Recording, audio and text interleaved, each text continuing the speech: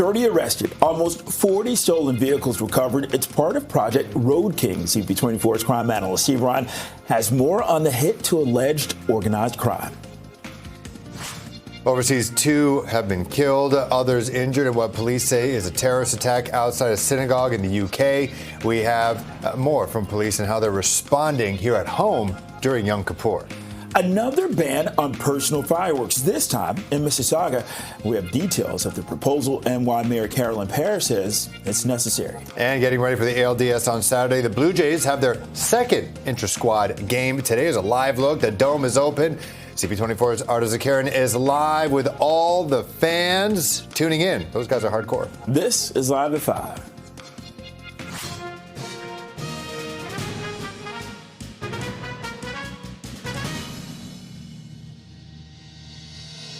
Good evening. I'm Phil Perkins. I'm Bakari Savage. Welcome to Live at 5. So 30 people, they face more than 200 charges. This is after an investigation into an alleged drug trafficking and auto theft network. Yeah, for more on this investigation, let's go to CP24 crime analyst Steve Ryan. Steve. Yeah, Phil and Bakari, we heard today from several police leaders, including the chief of police in Niagara Region, and they announced the results of a multi-jurisdictional collaborative covert project, which targeted a criminal organization. And as a result of the sharing of information, the collaboration amongst those several police services, as well as the CISO and the CBSA, there was some tremendous results. And just another example of the effective police work that can be done when police services share information. Many of those police leaders today at this press conference spoke about the importance of collaboration. Some said that policing can't be done in a silo. Criminal organizations commit crimes through various jurisdictions, and it's important for police services to share that information and then come together and put project teams together, investigative projects that result in results like the ones that you're going to hear about right now. Here's more from police leaders who we heard from today, including the Niagara Regional Police Chief. Let's listen. The primary focus was to dismantle the networks responsible for large-scale drug trafficking, while also addressing related criminal activity, including auto theft. On Tuesday, September 9th, 2025, investigators executed the official takedown of Project Road King, with 12 search warrants being carried out in the Niagara, Hamilton, and Toronto areas, supported by specialized units and resources from all partner agencies. Organized crime groups do not respect municipal, provincial, or even international boundaries. They exploit every opportunity to traffic drugs, traffic stolen vehicles, and prey upon vulnerable citizens in our communities.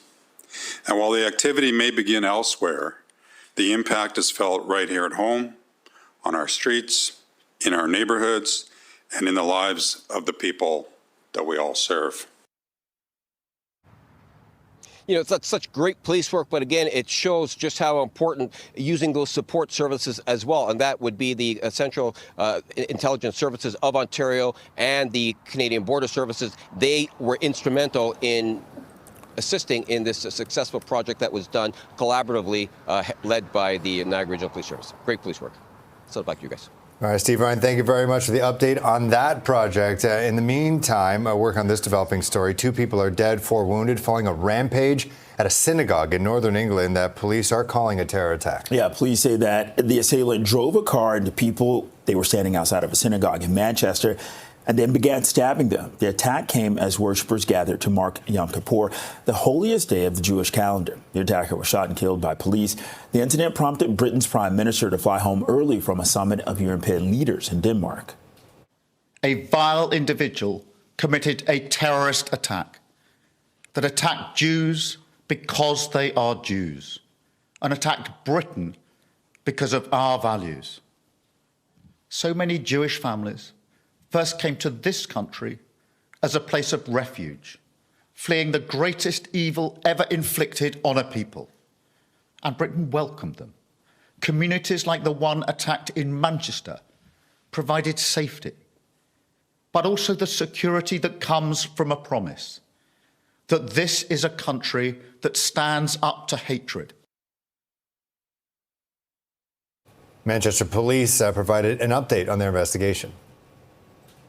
As has been confirmed by CT policing, we believe that the identity of the offender has been established, but until we are certain of this fact, it is premature to set out this detail at this juncture. In addition, I can confirm that 2 other individuals have been arrested in connection with this incident, and urgent inquiries are ongoing. And Toronto police tell CP24 that they are keeping an eye on the situation abroad as well as here at home, releasing this statement, quote, "We are aware of the tragic event in Manchester. In Toronto, there is currently an increased police presence around synagogues for the high holidays and as we head into the anniversary of October 7th. The Toronto Police Service continuously monitors global and local events and adjusts our deployment as required to ensure public safety." Prime Minister Mark Carney posting, quote, "This morning's deadly attack outside a synagogue in Manchester, England on Yom Kippur is an appalling anti-Semitic atrocity. Canadians are holding the victims' loved ones and all those affected in our thoughts. Hate must be confronted in all of its forms and with all available tools. We will always protect the inalienable rights of Jewish communities to live their lives free from intimidation and threats of violence." A funeral was held in Oshawa today for a Canadian man who was fatally shot during a golfing trip in Wisconsin last week. If you knew Mikey, you knew warmth, big hugs, a clap on the back that always said, "I've got you." Friends and family gathered to pay their respects to 32-year-old Mike Robinson, who was born in Stouffville. Loved ones are calling him a beautiful human, always happy, always smiling, with a zest for life. The man charged in the killing appeared in court in Wisconsin on Monday. Well, Durham police are looking for your help as they try and solve a case of arson. This is from late last month. CP24 was over the scene today in North Pickering. Exactly a week ago, a number of homes under construction near Carrydale Avenue and Marchington Square were set ablaze. That's near the 407 and Whites Road. Since they were still being built, they weren't lived in, and no injuries were then reported. Investigators are looking for any home surveillance or dash cam video from the area. And police are investigating after 2 people were caught on camera setting fire to an Oakville movie theater. This is the same theater that was also shot at this morning. Yeah, here it is. Footage shared by Film.ca Cinema shows 2 people approach the front doors of the theater at Spears Road, pour a flammable liquid, and you can see, set it on fire. Suspects then quickly run away to a nearby white SUV. And the fire was set early in the morning, September 25th. The theater's doors sustained significant damage. Halton police say the theater was also shot at before 2 o'clock this morning. The business was closed in both cases, so nobody was hurt. Anyone with information, you're asked to come forward. And a statement from Film.ca Cinemas reads, "Evidence seems to show that the participation in the exhibition of South Asian films has led to these incidents at our theater and other theaters across the GTA. Out of an abundance of caution, we have made the decision that the safety of guests and our cast require us to withdraw ourselves from screenings of Kantara, A Legend Chapter 1. They call him OG, and all future South Asian films indefinitely." An MPP facing domestic violence charges says that he plans on staying on in his role, but will be taking a short leave. Now, Chris Scott represents Sault Ste. Marie. He was charged with assault and assault with a weapon after being arrested in Toronto last month. In a statement, Scott says that he has retained a lawyer and trusts the criminal justice system. He also asked for privacy for his family. Scott was kicked out of the PC caucus following his arrest. And a man was sent to hospital. This is after being hit by a streetcar in Midtown. Yeah, CP24 was over Yonge and St. Clair. Police say the man was struck around 2 o'clock in the afternoon. He has serious injuries, but is going to be okay. It's 5:09. Let's get a check on the evening commute with CP24's traffic specialist, Adjoa and Ziaya Bois. Well, good afternoon, Bakari and Phil. And problems happening if you're trying to make your way home this hour on the 410 northbound, just on the approach to the 407. Actually, it is still that right lane, and it looks like a piece of the on-ramp is blocked. So if you're making your way through the area, that is why you're looking at that big backlog from the 401 all the way up towards those problems. Southbound also pretty busy as you head from Finch on to the east and westbound 401 ramps. That's to be expected. We did have some problems, and they're now all off to the side. This is the westbound 401 in the Express. just as you make your way on the approach to Jamestown Parkway. Collision was in the HOV lane, managed to squeeze to the shoulder.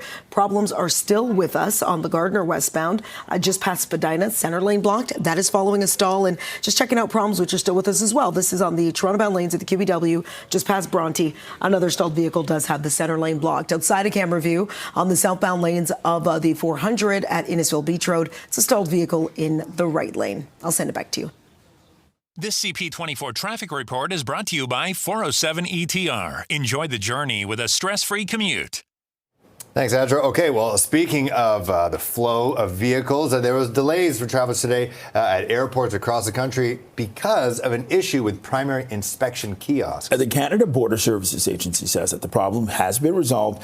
It's been linked to an outage earlier this week that was caused by a technical problem during routine systems maintenance. The service outage began shortly before 10 o'clock this morning. It was fixed just before 2 o'clock this afternoon. All right, switching gears now. The Blue Jays playing their second intra-squad game at the Rogers Centre this afternoon as the club awaits the winner of tonight's wildcard game between the Yankees and the Red Sox. Okay, let's go live to CP24's, who is somewhat...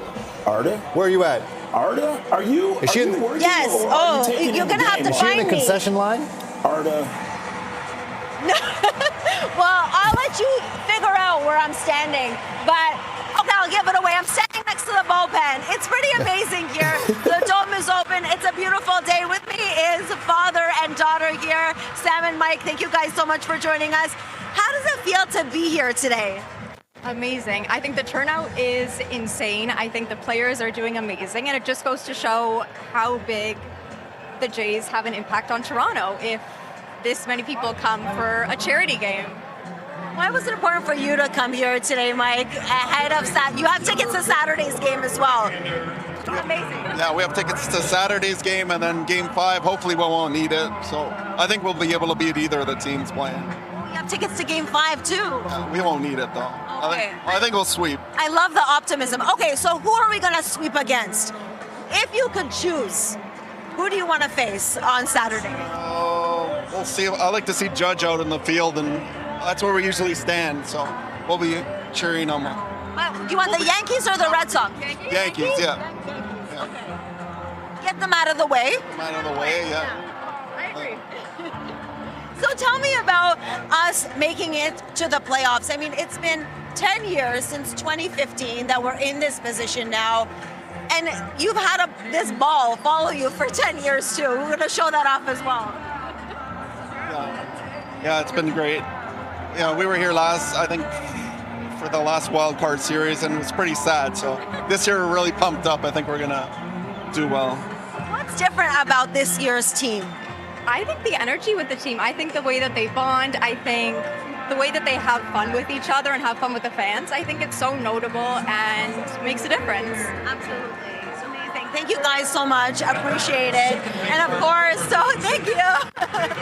So the game actually goes on for another, I guess, like one inning, half an inning. So it's not a full game. It's like an informal scrimmage, what's happening today. Really getting the Jays moving because this is a time for them to rest, to be off these next 5 days. But as any athlete will tell you, if you don't use it, you lose it. So this is a time for them to really get onto the field, not play a full game, but move around, throw the ball, catch the ball, and so we're all preparing for Saturday. So we don't know exactly who we're facing yet, but we'll find out very soon. Tonight, is it going to be the Yankees or the Boston Red Sox? Whoever wins tonight's game is the one that we're going to face on Saturday. So we'll keep you updated at who that is going to be. Back to you. Thanks so much. As we take a live look at Davis Schneider taking a couple swings at the plate right now. Yeah, I guess we will find out, Pickering, taking on the Red Sox or the Yankees, and that'll determine what time the game is at on Saturday as well. Lots of fun. Can't wait.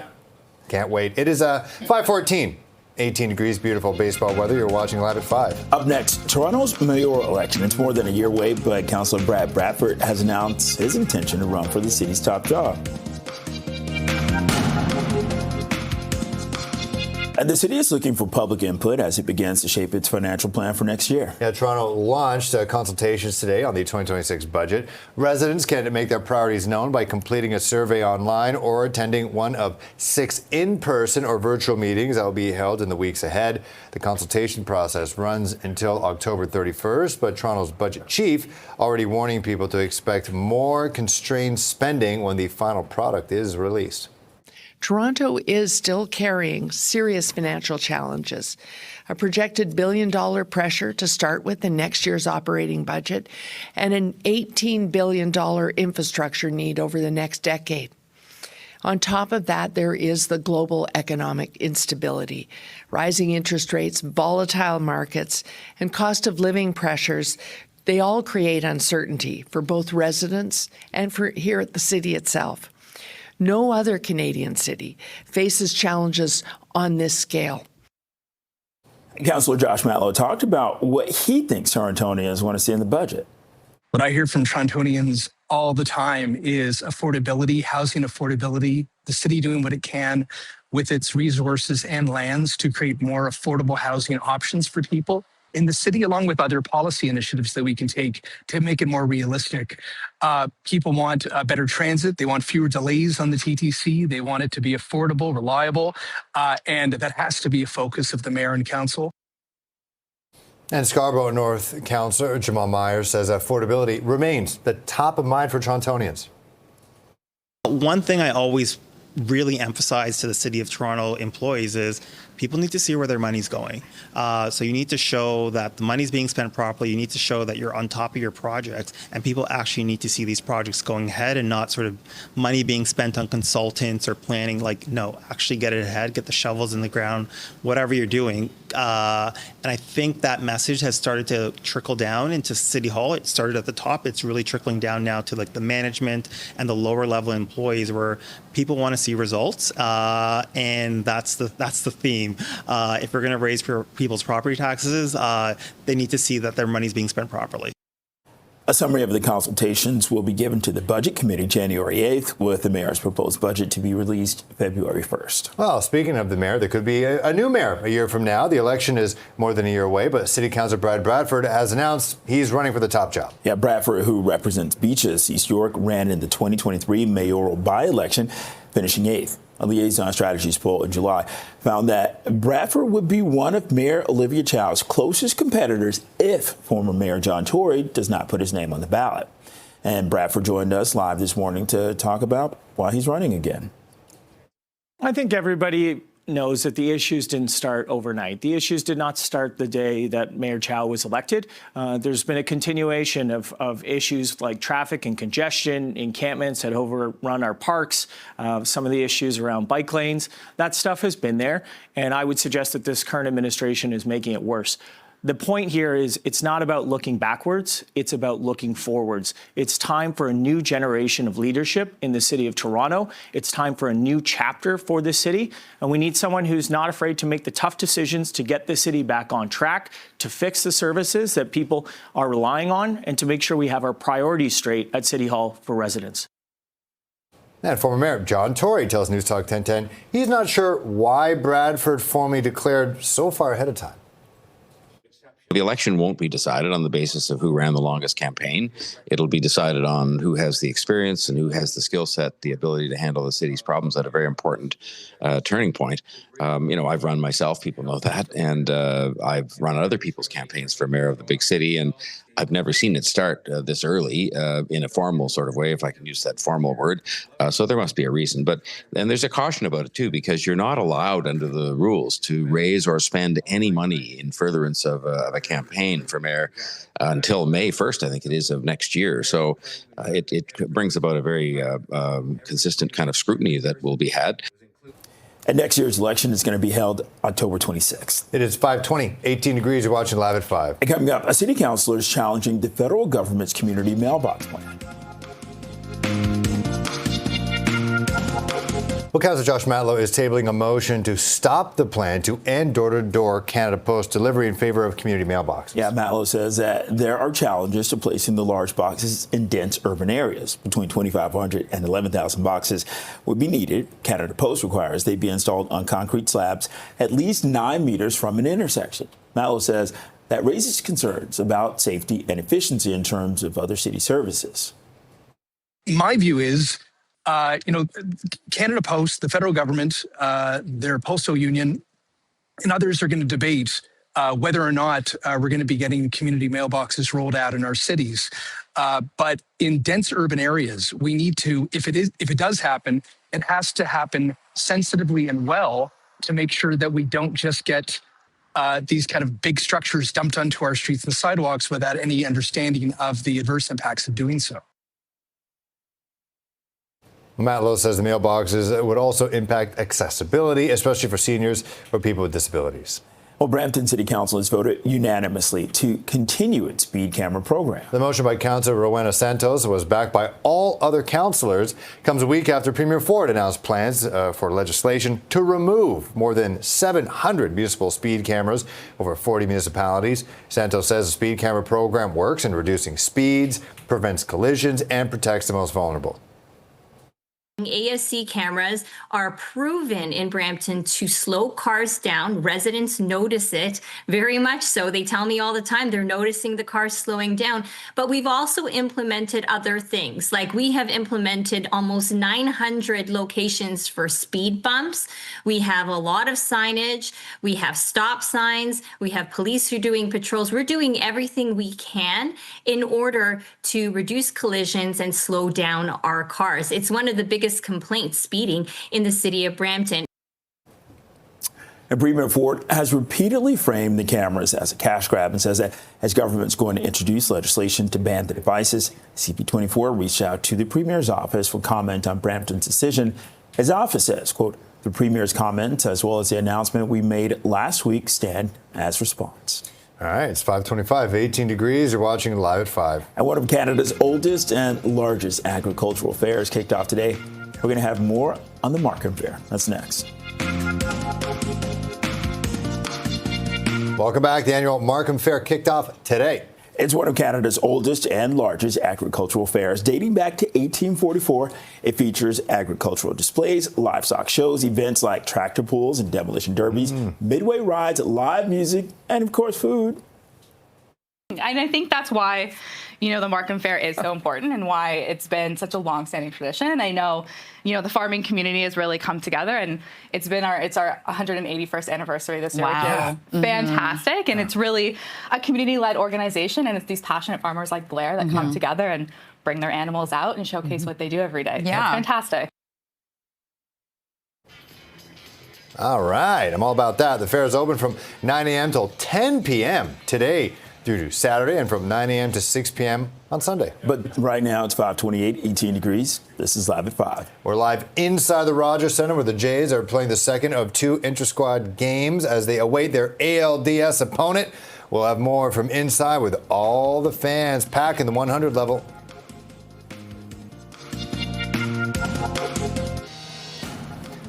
$30 arrested, almost 40 stolen vehicles recovered. It's all part of Project Road King. CP24 crime analyst Steve Ryan has more on the hit to alleged organized crime.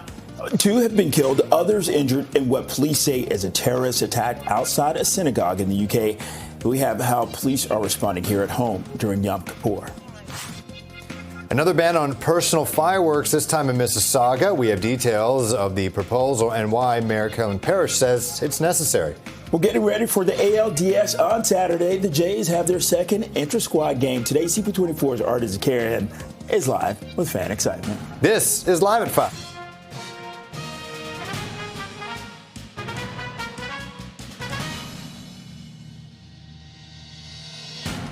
Good evening. I'm Bakari Savage. And I'm Phil Perkins. Thanks for joining us. Our top story, Mississauga families say that they're living in fear after a doorbell camera notified them of a daylight break-in at their home while they were out. CTV's Allison Hurst joins us live with this. Allison. Bakari and Phil. So the family tells us that this happened yesterday afternoon. They got a notification on their phones shortly before 3 o'clock that someone was knocking on their door wearing a blue medical mask. And then that vehicle left. 10 minutes later, though, what appears to be the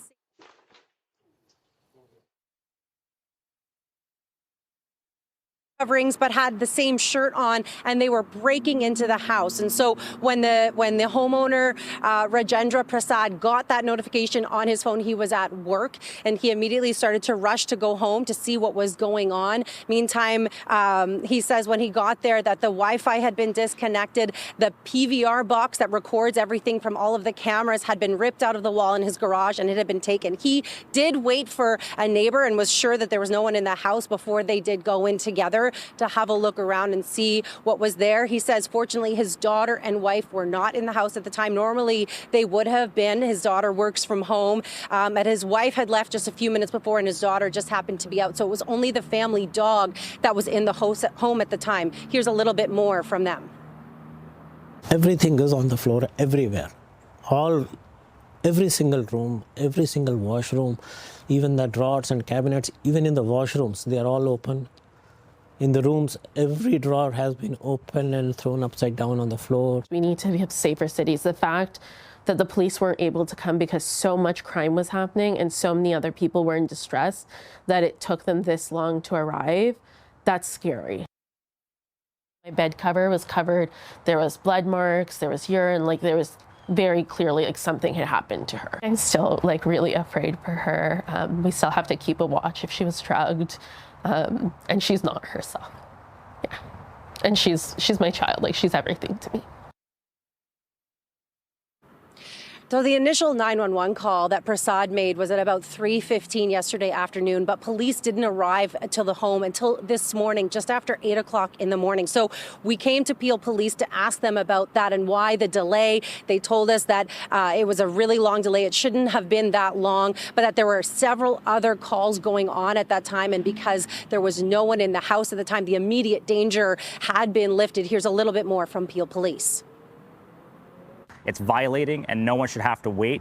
Unfortunately, in this case, or fortunately, depending on how you look at it, there's no one present anymore, and the danger has since ceased. So in that case, we can put this call off to the side so we can prioritize things that are happening now.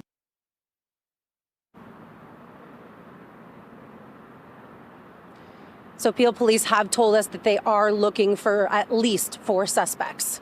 And Allison, along with this, of course, there's also concern from the community. Have you been able to talk to neighbors, and also how's this sitting? Well, it's really shocking, right? I mean, all of the people who live in the home were just stunned that this had happened during the day, on a day like it was yesterday in bright daylight. Neighbors did come and help them walk through the house to see what was going on. And there are police still actively canvassing right now, looking for any footage that might give them a little bit of a sense of where the vehicle and the suspects came from, and then where they were heading after the fact. Of course, the cameras all at Prasad's house had all been disconnected, so they won't be usable after the Ring camera was disconnected, but hopefully police will be able to figure out where they went. Back to you guys. All right, CTV Toronto's Alison Hurst, thanks so much with that story. Appreciate it. All right, speaking of crime, 30 people face more than 200 charges after investigation into alleged drug trafficking and auto theft network. And for more on the investigation dubbed Project Road King, let's go live to CP24's crime analyst, Steve Ryan. Steve. Yeah, Bakari, very good police work, which netted some extraordinary results. This collaborative multi-jurisdictional investigation started months ago. It began out in Niagara Region, and it also included the likes of the Brantford Police, the Hamilton Police, the RCMP, the Central Intelligence Services of Ontario, and the Canadian Border Services as well. As a result, they were able to disrupt and dismantle a criminal organization, and there were multiple arrests, multiple property was seized, including guns, drugs, stolen vehicles and a large quantity of cash as well. We heard from police leaders at this press conference in Niagara Falls earlier today, and they spoke about the importance of the sharing of information, the collaborative efforts of sharing information from one jurisdiction to the other. As one of these law enforcement senior command officers said, effective policing cannot be done in a silo. So they were quick to recognize the efforts by many different police agencies as they shared this information, and as a result they were able to arrest 30 people and have this criminal organization now out of business.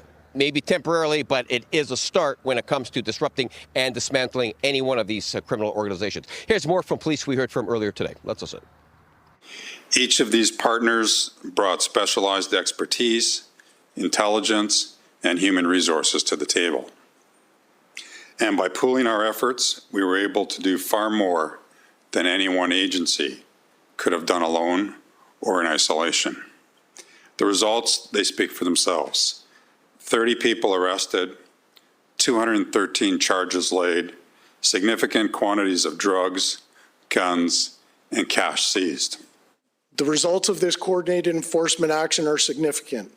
30 individuals have been arrested, with more than 200 criminal charges being laid. Officers seized in excess of $260,000 of controlled substances, including cocaine and MDMA. Over $500,000 in Canadian currency was recovered, and most notably, 38 stolen vehicles were located and recovered.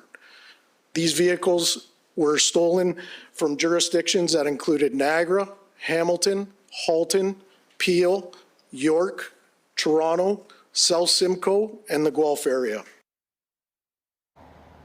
So the CISO, they are integral in these projects because they provide the funding that comes from the provincial government. CBSA, of course, they assisted in the location and seizure of those 38 vehicles. So it just goes to show when law enforcement collaborate and they have the assistance of very good partners in the CBSA and the CISO, these are the results that we see. It's very good police work all around.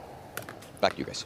All right, Steve Ryan, thank you very much. Appreciate that. Let's go to Durham Police now. They're looking for your help as they try to solve a case of arson from late last month. Okay, look at this video. This is from CP24, which is over the scene today in North Pickering. Exactly 1 week ago, a number of homes under construction near Carrydale Avenue and Marchington Square, they were set ablaze. That's near the 407 and White's Road. Well, since they were still being built, they weren't lived in, so no injuries were reported. Investigators are looking for any home surveillance or dash cam video from the area. Well, police are investigating after 2 people were caught on camera setting fire to a movie theater in Oakville. The same theater was also shot at this morning. Yeah, footage shared by film.ca cinemas. It shows 2 people approaching the front doors of the theater on Spears Road, pour flammable liquid, and then set it on fire. So the suspects then quickly run away to a nearby white SUV. And the fire was then set early in the morning, September 25th. The theater's doors, as you can see there, sustained a lot of damage. Halton police say the theater was also shot at just before 2 this morning. The business was closed in both cases, so no one was hurt. If you have any information, you're asked to come forward. Well, a statement from film.ca cinemas reads, quote, evidence seems to show that the participation in the exhibition of South Asian films has led to these incidents at our theater and other theaters across the GTA. Out of an abundance of caution, we've made the decision that the safety of guests and our cast require us to withdraw ourselves from screenings of Kantara, a Legend, Chapter 1, they call him OG, and all future South Asian films indefinitely. All right, let's take a look at the traffic right now. Here's Adrian Bois. Northbound DVP was shut down for a bit, but now it's reopened. Yeah, that was a long time ago. It's clear right now, so that's a good thing. Not clear in terms of you're driving slow, but there's no problems to pass along. Problems I have been watching happening on the Toronto-bound lanes of the QEW. This is just as you make your way past Bronte. This is actually a new problem. It's a stalled dump truck does have the center lane blocked. There were earlier problems through Bronte that did clear. The backlog is still there, though, from before Appleby line. And then if you're using on the 401, you're looking at a busy drive across the top of the city. Have reports of problems, just trying to find it. Haven't spotted it yet, but northbound on the 404, right around Highway 7, reports of a stalled vehicle in the center lane, so expect those backlogs. And some good news on the northbound lanes of the 400. We had those problems on the approach to the 407. Was a collision. It was in the 2 right lanes, and those problems have cleared, but the delays remain. I'll send it back to you both. Thanks, Aj. You're welcome. It's 5:41, 18 degrees. This is Live at 5. Up next, rallies by striking college support workers held across the province today as contract negotiations remain at an impasse. Welcome back. Striking college support workers held rallies across Ontario today as contract negotiations still at an impasse. The striking staff demonstrated outside campuses. They were joined by students, faculty, and other labor allies. So 10,000 workers, they walked off the job last month after failing to reach a new deal. Today's rallies come after talks broke down again Monday. And the workers' union is seeking improvements to wages and benefits, but says that its top priority is job security. The College Employer Council claims that the demands would mean hundreds of millions of dollars in added costs. We no longer believe anything that CEC says. They have insulted our intelligence. They have been coming up with true lies, and that's not acceptable. Yes, the teams met last Friday, Saturday, Sunday. Our team was able and ready and willing to keep talking, but they walked away on Monday. So they are the ones who just have no interest in providing a fair contract to us. We're not just here for our own job security, but to keep the colleges as a good place to go to study, not just chatbots and contractors that are just there for money, but people, who are there to help students succeed. We made a very generous proposal over the weekend, and we've asked them to share that with all their members. We really hope their members get to read it. It's enhanced technological protections, enhanced severance, we've increased wages. It's a number of things that they've demanded we've given. We want to get them back in the classes. We want to get the students with no interruption of services, and we're really hopeful that their members will tell their bargaining team to drop the ultimatums. They're unreasonable, and let's get this deal done. Well, the striking workers include library technologists, facilities staff, and employees in financial aid offices. It's 5:45, 18 degrees. This is Live at 5. Mississauga is considering a full ban of fireworks. We'll hear why some groups are against that. Welcome back. Fireworks can soon be completely banned in Mississauga. The City Council's General Committee is considering an updated staff report which recommends a ban on consumer fireworks or those used by the public for outdoor enjoyment. Brampton, Milton, and Caledon, they have already imposed a full fireworks ban. Mississauga Mayor Carolyn Parrish joined us with more on the possible ban and the issues that the city has faced in the past. What happens is you get a phone call from an irate neighbor, and by the time you can get somebody out there, 10 minutes maybe, the fireworks are finished. So it's very hard to put fines on them, and it's very hard to monitor it. And actually, this is the third time we reviewed fireworks in the last 3 years. And it's brought forward this time by staff. It's not been motivated by councillors. It's been brought forward by staff because they're very concerned that other municipalities around us are considering banning. We'll become the hole in the donut where all the fireworks people come. And dozens spoke during yesterday's meeting, including several representatives from the Hindu group who are opposing the proposed ban, with many saying it would infringe on their religious freedoms. Okay, right now we're joined live by Arnesh Giri, president of the Hindu Canadian Foundation. Thank you very much for joining us. Just your reaction to start. So thank you so much for having me. I think this ban is unjustified because if you look at the city's own data, the data does not speak for the ban. And Mayor is going on the TV channels, giving the interview, taking the wrong data, which is not justified, which is not released by the city. Just now, a few hours back, she was on CP24. She spoke about the data, 71% people that is not conducted by the city. That survey is never conducted by the city. She is just using the excuses to ban the fireworks, and she is trying to put the community away from joy, happiness, which is a part of the festival, that is a part of the celebration. She's just going and being untruthful because this data, which is quoted by her, is inaccurate. Listen, we're showing footage of people using fireworks in a parking lot with, who knows, these are just regular humans. There's human error in everything. What are you saying that a firework couldn't just go into a vehicle, blow up an engine, and you're saying it's for happiness, getting in the way of your religious freedoms? Isn't that a bit of a slippery slope? We just let everybody do whatever they want because they say it's their part of their religion? No, this is only, the fireworks completed are only 1%, and the incident which you are mentioning is already part of the ban because Mississauga does not allow the fireworks on the public places. So that should be, we are strongly opposing that. We are not for those people. That should be banned, that those people should be punished. But what about the 99.99% people who are doing it law-abiding, they are doing it properly, they are making sure no law is broken. So that is where the problem arises. When we are not able to control this 1% or less than 1% the bad elements, you want to punish every other people who is doing it in a very fair way, they are doing it within the law. That is where the problem is rising. Do you think voices were actually heard during yesterday's meeting? Yes, I think because most of the council members do not align with Mayor Carolyn Paris' move. They are not supporting the ban. And we had more than 20 people delegation, not only from the Hindu community, but they are also banning Victoria Day, New Year, Canada Day, and these all days, Lunar Day for the Chinese community. So this is not just about one community. Yes, we are one of the community who is opposing that ban. We had the people from the other communities too. And more than 20 people delegation was there, which has completely rejected this very biased policy put by Mississauga Mayor Carolyn Paris. But is it really that hard of an ask to just go to Confederation Square or the outside City Hall in Mississauga and just take part in a festival with fireworks there? Like, do you have to do it in your backyard or in your driveway? So this is, you have to understand a bit, this is a very religious thing, right? When we as a Hindu do not leave the houses on the day of the Deepavali, it is like telling a Christian that you have to go to celebrate Christmas on the square when we'll put a big tree, but you are not allowed to have the trees inside your house. Yeah, but you don't light a Christmas tree on fire and then shoot fireworks from it.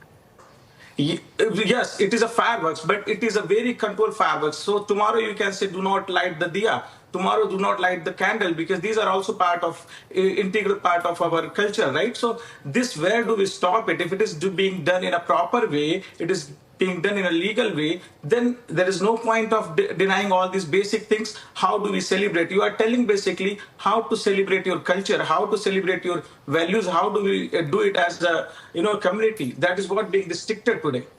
Okay. Arnesh Giri, president of the Hindu Canadian Foundation. Thank you very much. Thank you. Thank you so much. Thank you. Bye. It's 5:53, 18 degrees. This is Live at 5. All right, Rogers Center. We'll go there live. The Jays is wrapping up the second of two inter-squad games as they await their ALDS opponent. We'll go to the stands in moments.